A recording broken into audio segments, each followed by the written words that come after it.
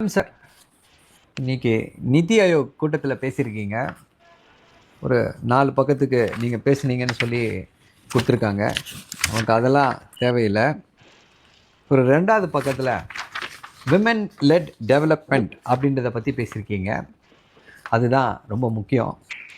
என்ன சொல்லியிருக்கீங்க அப்படின்னா, women remain at the centre of Tamil Nadu's development journey and their empowerment is not merely a social objective but an economic necessity.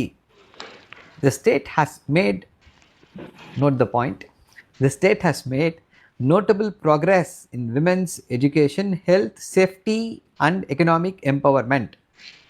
Notable progress. ஒரு மாதத்தில் பண்ணிட்டீங்களா? இல்லை, 5 வருஷமாக திமுக பண்ணது.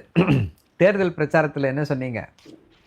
சிஎம் சார், பெண்களுக்கு பாதுகாப்பு எங்கே அப்படின்னு கேட்டீங்க. நீங்களே தமிழ்நாடு தான் பெண்களுக்கு பாதுகாப்பான இடம் அப்படின்னு சொல்லியிருக்கீங்க. அதை விட நாங்கள் இது எல்லா பொது மேடைகள்லையும் டிபேட்லேயும் இதை பற்றி சொல்லிக்கிட்டே இருந்தோம். பெண்களுக்கு சேஃப்டி இல்லைன்னு சொல்லிட்டு இருந்தீங்க. ஐயா, தமிழ்நாட்டில் பெண்களுக்கு சேஃப்டி இல்லை அப்படின்னா இந்தியாவிலேயே வேலைக்கு அதிகமாக செல்லக்கூடிய பெண்கள் தமிழ்நாட்டில் எப்படி இருக்க முடியும் அப்படின்னு சொல்லி இந்த கேள்வியை கேட்டோம் உங்களை பார்த்து. இப்போ நீங்கள் என்ன சொல்கிறீங்கன்னா அதே தான் சொல்கிறீங்க. Tamil Nadu employees 42% of the women working in factories in India, and further to strengthen women's safety we propose a specialized women's safety units. இந்தியாவிலேயே ஜாஸ்தி அப்படின்னும் பொழுது பெண்கள் பாதுகாப்பாக உணர்ந்ததால தானே வெளியில் போய் வேலைக்கு போகிறாங்க. இப்போது உங்கள் ப்ரொபகேண்டா, நீங்கள் தேர்தலுக்காக பேசுனது எல்லாம் போய் தான்னு இப்போவாது ஒத்துக்கிறீங்களா?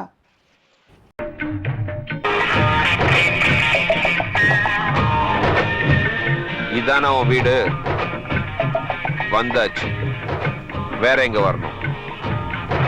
வேற எங்கடா வரணும்? வேற வரத்துக்கு இடமே இல்லப்பா. இதாப்பா எட்டு எப்ப ஒரு பேச்சுக்கு அங்க வாங்கினா உடனே சொன்னதுக்கு நான் சரி பீதிய கிளப்பலாம். என்னப்பா நியாயம்? ஆஜிபதி வர ஆஜிபதி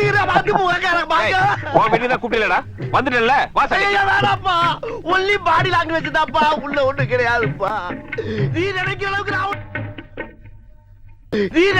நான் ஒண்ணும் பெரிய பாயிண்ட் கிடையாதுப்பா. ஒன்லி பில்டப்புப்பா. பிடிச்சிருக்கா? பிடிக்கல. நான் தான் ஏற்கனவே குடியிருக்கேன்ல, அப்புறம் இன்னொரு தடவை உள்ள சொல்லுறேன். நீ தான் 3 மாசமா வாடகை கொடுக்கலையோ, அதான் வேற ஒருத்தருக்கு வாடகை விடலான்னு இருக்கேன். இரு, உன்னை வச்சுக்கிறேன். நான் 2 பேரை ஏற்கனவே வச்சிருக்கேன். 2 பேரையா? சொல்லவே இல்ல. ரொம்ப முக்கியம். வாடகை கொடுக்கறதுக்கு வக்கு இல்ல. இதெல்லாம் உங்ககிட்ட சொல்லிட்டு இருக்க மாட்டோம். வாடகை 2 பேரா மாமி? தெரியாம போச்சு.